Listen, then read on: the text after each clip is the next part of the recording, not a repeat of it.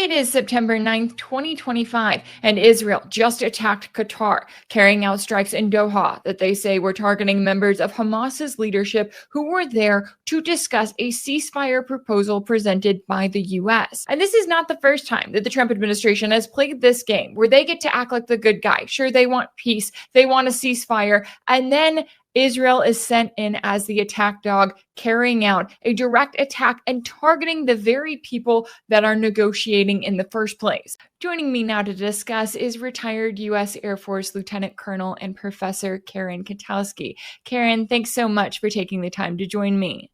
Thank you for having me. Israel hit the headquarters of Hamas's political leadership in Doha. That is the capital of Qatar. Hamas says this attack right here that you see on your screen, this killed 5 of its members, including the son of top negotiator Khalil al-Hayya. Hamas says that its top leadership survived. One member of the Qatari security forces was also killed. Qatar, which has been a mediator throughout the war, condemned the strike on its soil, calling it an act of state terrorism and a blatant violation of international law. President Donald Trump says while eliminating members of Hamas is a worthy goal, he warned that bombing Qatar, a sovereign nation and a close ally of the U.S., does not advance Israel or America's goals. I'm not thrilled about the whole situation. It's not a good situation. But I will say this, we want the hostages back, but we are not thrilled about the way that went down today. Will you start by kind of giving me your reaction to this latest attack coming from Israel? Yeah, I just, heard about it, and it's surprising in one sense, and then it's not in another, because this is actually turning into a habit. Calling negotiators, having people gathered and naming them as I'm negotiating with so-and-so, and then out of the blue, but not really, then attacking them with your military. And Trump infamously did this several months ago in Iran. And then what made it worse is then Trump gloated about it. I was negotiating, but there's no one left to negotiate with, kind of a veiled threat, continued threat, this is how I operate kind of thing. And that is concerning when a country behaves that way, because those are not the diplomatic norms that we are all brought up to expect. We think if you're negotiating, there's obviously there's a winner and a loser, but people are respected. Both parties are respected as the representatives of their sides and whatnot. And we're not operating that way. The United States is not operating that way. Now, Israel, of course, has done much as the United States has done. I mean, Trump killed a negotiator in Iraq, the Iranian general. This is in his first term. And he also gloated about that murder, which was also in the context of negotiation. So Trump has a long track record here. Israel has a long track record here in doing this kind of thing. And so what is it telling us? Well, it's telling us they haven't changed. The attitude is, if you gather and we don't like you or what you're saying or doing, we consider the world our battlefield, and we will target you and we will kill you. The other weird thing, not really weird, Doha has been hit twice now since October 7th by Israel. This is the second time. But Doha is a U.S. ally. Qatar is a U.S. ally. We have a major base there. The airplane that was gifted to Trump to be his next presidential aircraft. Big deal. It's in the news, very expensive. Very nice gift, right? A sign of good faith, you could say. Also promises from Qatar to purchase American weapons. And, this is like, we're a trading partner with Qatar. We are a military ally with Qatar. We do have a defense agreement with them, obviously the military base and that. So Doha should be, in theory, a friend not only of the United States, but of Israel. So if the United States and Israel's foreign policy are identical, which we really can't say that they're not right now, to attack Doha is definitely contrary to America's interests. It makes us look bad. It makes us look like, well, we have allies, but it really doesn't matter, because only Israel's allies matter. And Israel has no allies except us. So there's oftentimes a question, who's senior in the relationship between Tel Aviv or West Jerusalem and Washington? Who's senior? Who's the dog wagging the tail? And in this case, it looks like Israel is the boss, because Israel can attack American allies, places that have American bases. They can harm American interests directly with no consequences whatsoever, with Trump's blessing in effect, or any American president. I don't want to pick on Trump. I mean, he's obviously a Zionist, but he's not the first one that we've had in our lifetimes, certainly. Yeah, and I think you brought up a really important point there about the fact that, this is something that Trump has done, but it's something he did during his first term, right? When they targeted Iranian General Qasem Soleimani, the way that they did that was they went to Iraq first and they were like, hey, we just want to have talks. We want to resolve some of these tensions. Why don't you bring Soleimani over here to Baghdad?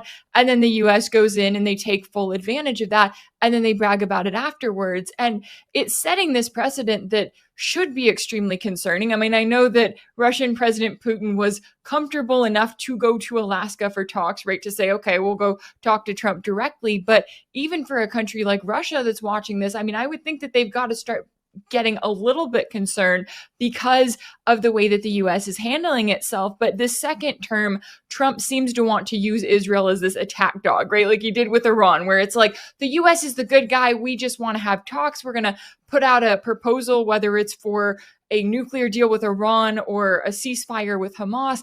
And then Israel is going to be the one that turns around and that carries out the attack. And yes, we have, the regional countries that are, of course, condemning this, but it's a reminder to me that we've had an ongoing genocide being carried out by Israel with direct help from the US for nearly 2 years now. And all of these little regional kingdoms and governments haven't done anything about it. What do you think when it comes to the position that they're in? Surely they haven't taken any action. Do you expect to see any action from them now as we do see Israel ramping up these attacks? Yeah. Well, we saw something not regarding Gaza, but the West Bank with the UAE. They had they said that, and this was a warning both to Netanyahu and to Trump, and they basically, because Trump's Abrahamic Accords, which Israel uses, I don't know if they particularly like them, but they put the post forward that, oh, this is good, we want that, because they see themselves as top dog in the Abrahamic country organization. But Trump sees that as, of course, one of the keys to his Nobel Peace Prize. So the UAE said just a few days ago that if Israel continues instituting a complete takeover of the West Bank, which, I mean, that has been stated by Netanyahu and by others in the country. That's what they're doing. They're accelerating the West Bank takeover, much as they are with Gaza, with slightly less destruction, but not really. We're not hearing so much about the West Bank. But they were issued a warning by the UAE, and they said the Abrahamic Accords, our membership there, the functionality of that organization, no, it's not going to work. And Israel responded to that directly. It wasn't like they had asked the U.S., because they never do. But they responded to that with concern, because that is a glimmer of leadership, which we don't see very much with in the Arab kingdoms and dictatorships and other states there, most of which are destroyed states thanks to us, right? But we don't see a lot of pushback, and that particular kind of pushback seemed to make a dent in Israel's attitude. However, I think Israel is hurrying up, is what they're doing. They are accelerating their plan, which has been there long before October 7th, 2023, long before that. This plan is Greater Israel, as much as they can hold, occupying territories beyond even, far beyond 67 borders, but into their neighbors, southern Lebanon, western Syria, southern Syria. This is what they want. This has long been a plan, and they have this. The government, and it's not just the right wing, the government of Israel has an idea that if they can only get this much and kill this many Palestinians and other Arabs, they'll be safe. And that is a false concept, of course, because when you create enemies, you make yourself more and more unsafe. You need friends to be safe. Israel has one friend left, and that is Trump. And Trump's highly vulnerable because he's already alienated his MAGA constituency with his pro-Israel, pro-genocide, pro-war stance, which is contrary to what he told his voters. So it's a big problem, and I think Israel sees the clock ticking, and so they're going to do everything that they can until peace, and it won't be peace, but until an end of the hostilities is forced upon them. They have disrupted every peace agreement. They've had peace agreements or in very profitable, progress on peace agreements with Hamas for multiple times up to this. And at every point, even if it is a complete acceptance of an Israeli proposal, at every point, Netanyahu says, no. Oh, sorry, no, I'm not doing that, even though they proposed it. So they have no intention of negotiating for a peace. This is going to be a domination and then a slow destruction of Israel in the aftermath, because Israel is spending its resources, both human, political capital, soft power, and military power. They are expending what they have. They're not popular in the United States. One more president after Trump, and possibly even late stage Trump, we will see a cutback or accountability on the weapons that we give Israel. So the writing's on the wall, but that doesn't save Gazans. That doesn't save West Bank Palestinians. Yeah, and I think that that's an important point there, because you look at what's happening right now. I mean, we have the UN warning that, hey, famine is in Gaza, right? It's going to spread. You have Netanyahu with this plan to take over Gaza City, not caring about the warnings that he's getting that, hey, more IDF troops are going to die if you do this. These hostages that you sometimes claim to care about are probably going to die if you do this. And then you've got Trump over here, and he's having meetings with Jared Kushner and Tony Blair to talk about, what they're going to do with Gaza after they get all of the Palestinians out. But then when you look at the Palestinians, you're going, okay, they're not going to voluntarily leave their land and go to other countries as refugees, even if Trump tries to, give them $5,000 or whatever ridiculous offer he's coming up with. So when you look at the military aspect and what Israel is capable of doing with this genocidal war that they're carrying out, targeting the Palestinian people, how do you see that, and kind of how much they're able to get away with, at least as it stands right now? I think Israel can get away with a lot. I don't think they're going to use nuclear weapons anywhere near their borders, because that's very risky to the 7 or 8 million Jews that still live in Israel. They're not going to risk. They're going to do that. I think they believe. I think the people that make the decisions in Israel's government, I think they believe that if they can continue the fight another couple 3 months, maybe to the holidays, maybe to December, if they can continue this and not sign anything, not have an agreement, continue to fake negotiate over hostage releases and that kind of thing, that they are hoping and counting on the genocide, the colder weather, and disease, which of course, a starving society with no homes and no houses, no clean water, disease will come. It's there now, but I think that's what they're hoping for, because that kind of destruction of Gaza can be contained within Gaza. It's starvation is not going to impact Israelis. Disease is the disease that will kill a starving body with no shelter. Those diseases won't impact Jewish life.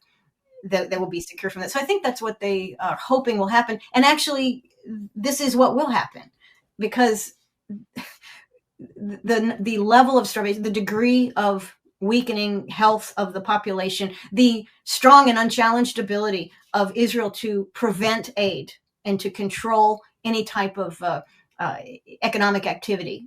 This is a recipe for the death of Gazans, and this is what they want. If they can get, let's say 2.3 million, that's the number we said that we started with in terms of number of Gazans in a very small area, probably 550, maybe more to date have been killed and buried. A few have left, but so it's down to 15, 16, 1.6, 1.5 million people. Half of those can die very easily before December, before November, from disease, remaining starvation, and some will leave. Some will have to leave. There'll be nothing left for them there, and that's what Israel is counting on. They are removing everything that Gazans should hope to stay there for. They're taking down the buildings. They took down most of them, and then this elaborate, so-called, demolition of terror towers, right, in Gaza City, and demonstrating, the destruction of buildings and the turning of all of Gaza into rubble. Most of it is rubble, but they're going to finish that job in hopes that Gazans will believe there's nothing to stay here for. So this is what they're wanting to do, because Israel can handle 500,000 Gazans, especially if they're sick and they're weak and they're trying to rebuild. 500,000 Gazans are going to have a tough time rebuilding, given what they've done to Gaza, which is encroached upon it from the east. Additionally, corridors, taking more land, dividing Gaza in 3 sectors so that people can't move. So this is the plan. I'm not making this up. They'll tell you what it is. Israel's not shy about saying what the intention is. And that actually fits quite well into Tony Blair and Kushner and Trump's fantastic vision of stolen land, casinos on stolen Indian land. This is what they're doing. It's not going to work. The world's not going to invest in that. The world will not go to Gaza and spend money in a Gazan resort. So I think it's a complete dead end. But the fact that they're thinking like this is they're out of touch with reality. But the Israelis are not out of touch with reality. They intend to exterminate probably 75% of the Gazans that lived there before. And they think that will buy them a generation or two, they believe, to continue taking over Gaza. And particularly, they don't really care about the people in Gaza. We know that, but they want the gas fields. They want to be able to operate those gas fields. And they can't do that unless they own a good much of Gaza. And there's very few Gazans to fight. So it's not about Hamas. Netanyahu funded Hamas for years. It's not. Hamas is a tool, at least in Israel's eyes, to facilitate the long-term intention, which is to take the land and exterminate the people. And I'm sorry to say that because it sounds, that's so terrible. How could people do that? Well, people do that. Okay. Israel is doing that. We have throughout history, human beings can be exceptionally cruel. And we ourselves, the bombing of Dresden, which I think one of our neocon Zionist senators said, Huckabee. It was Huckabee who did that. Said, Dresden happened. We did that. That was just right. No, it wasn't. Okay. No, it wasn't. But we did do it. And Israel is doing what they're doing. So there's an easy way to stop it, of course.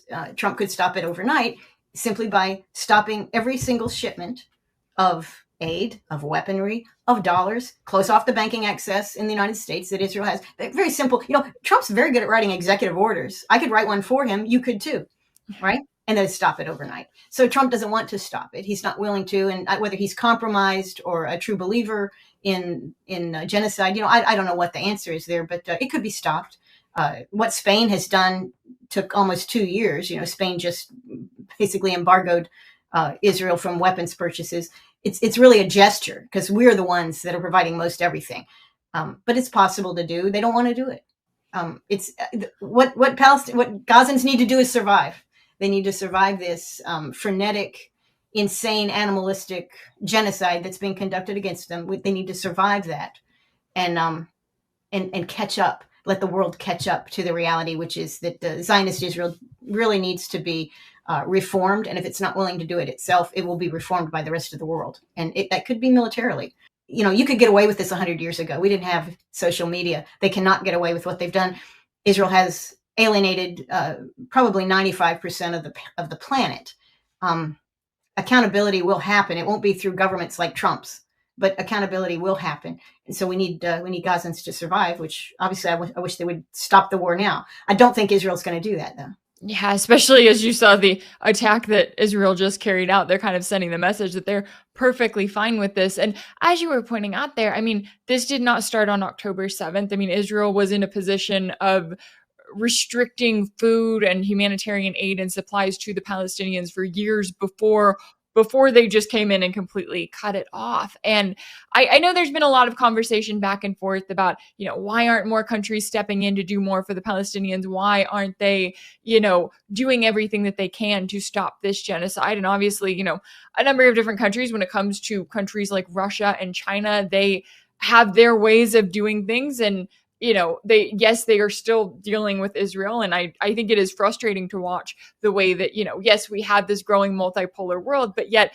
we still have an ongoing genocide that is still being live streamed to the world. And even when you have all these leaders from Russia and China and India that, got together in China last week and were showing the world their unity, it's like there's still are a number of problems going on there. Now, while I have you here, I do want to ask you about the latest when it comes to what is happening with Russia and really NATO, but also in Ukraine, as you have Russia carrying out what was reported to be its largest aerial attack yet in Ukraine early on Sunday, with Kiev reporting more than 800 drones and missiles used as a main government building was hit for the first time. Now, Trump responds to that. He says he's not happy with Russia. He's considering more sanctions, not really sure what they're going to do. But how do you view the situation when it comes to that war and kind of where tensions stand?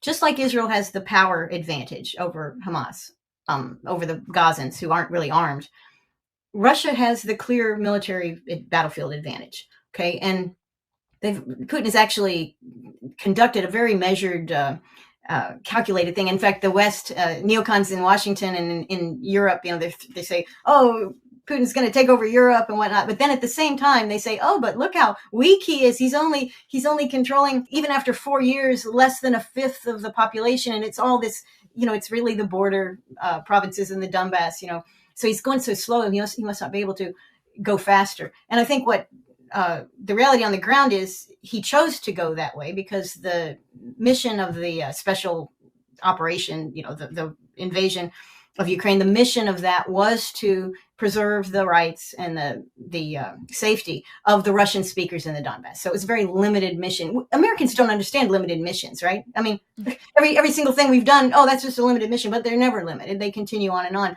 It's a mistake that empires make. And Russia, number one, is not an empire. And number two, they're not making that mistake. But at the same time, what are they doing? They're taking it to Kiev. Well, this is a problem for Kiev. And I think in a sense, Putin does want peace. Trump does too. I mean, Trump does not want to deal with Ukraine. That's very clear. He doesn't want to deal with Russia. He wants to trade with Russia. He wants to at least not have to worry about Russia. So that the meeting in Alaska that they had, that was a relatively sincere meeting.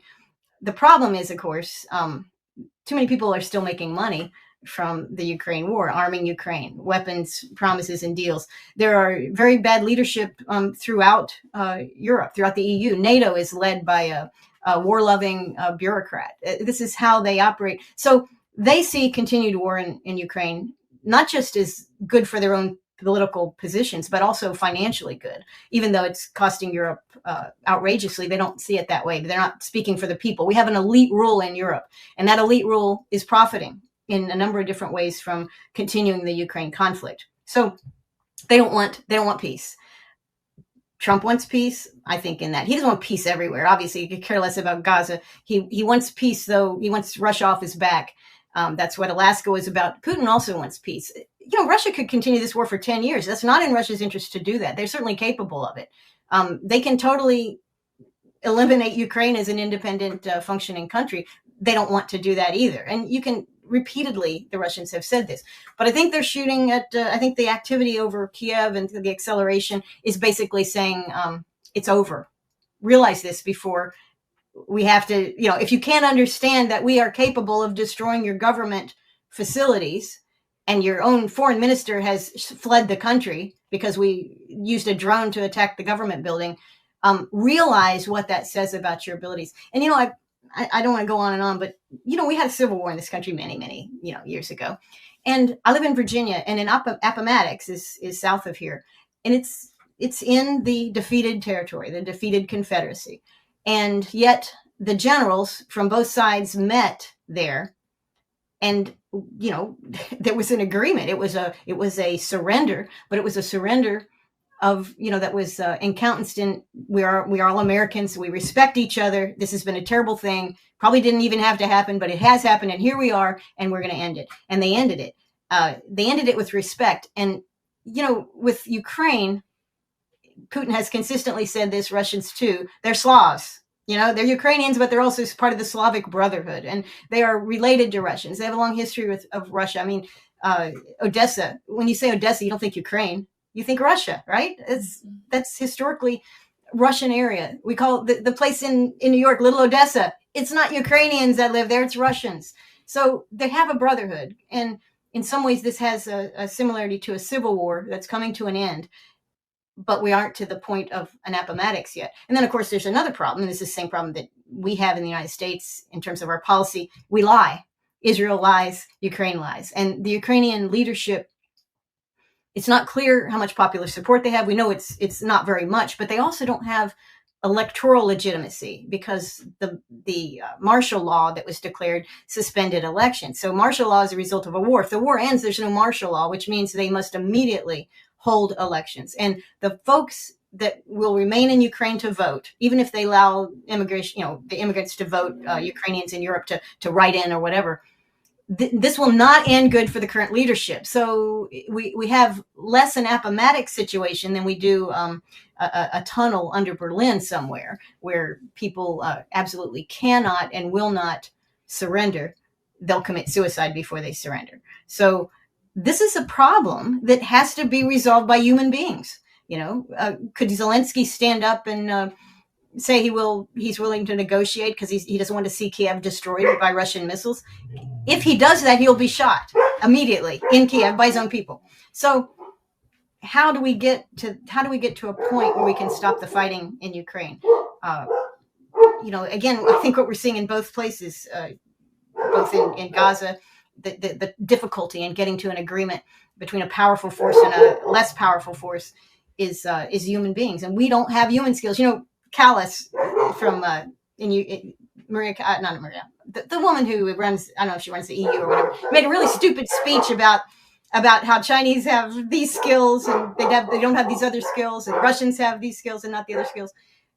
We Americans and Israelis and our allies, certainly in Ukraine, we do not have the human skills of recognizing reality and thinking about what is good for most people, most of the people that we care about, whether it's Americans or Ukrainians, and then sitting down and resolving that. We are very prideful.